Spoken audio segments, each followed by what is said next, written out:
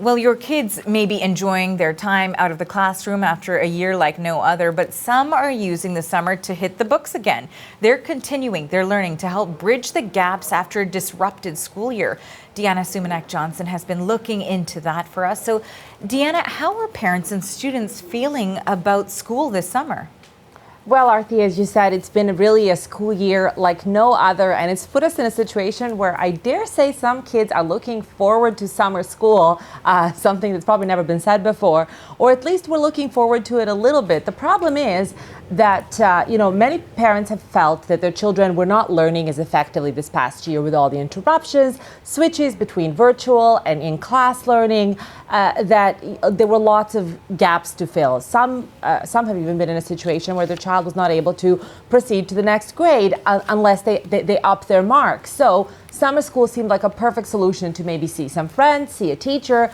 But the problem is that in many parts of the country, like Ontario and Quebec, many summer schools are still virtual because, of course, this has to be organized on a board level. So at the time that they were preparing these courses, who is going to teach them, we weren't sure about where we would be at in terms of COVID infection numbers. And it felt like the safer thing to do to just keep them virtual, which of course is a disappointment for many kids and parents. We got a chance to speak to one Montreal mother. She's also the president of the Quebec English-speaking Parents Association, and she enrolled her son in summer school because he needed to pass math. He needed to basically up his mark. And it had not been quite the experience she or her son were hoping for because it too is virtual. Here's what she had to say.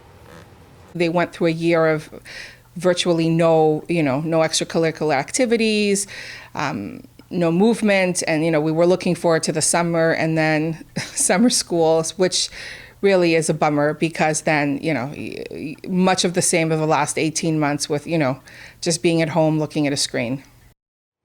Arthi, the word we keep on hearing is disengagement, that these kids have been very disengaged during the year. This mother said that there were times where she said, I wouldn't even know if he is online or not. He just had this kind of, blank look on his face and lack of interaction. So that's where many parents were hoping for that summer school and return of that engagement with the teachers. And Deanna, it's been a bit of a patchwork of school solutions across the country. And we heard from this mother that you spoke to in regards to virtual learning, but you also talked to a school that's doing in-person learning. So how is that going? That's right. So in Western Canada, notably in Edmonton, in some parts of Winnipeg, some school divisions have actually managed to put together an in-person summer school plan.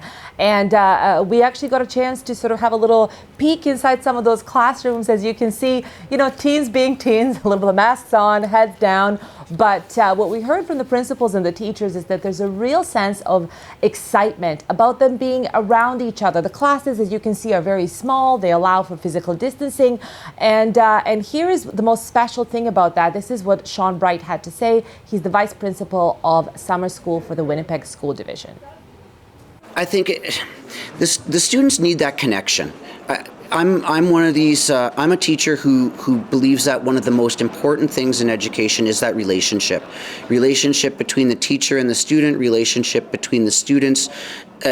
We need to have those in place, and that's just what allows those students to feel safe and comfortable and able to learn and be vulnerable and risk-taking and ask those questions that they may be nervous about asking.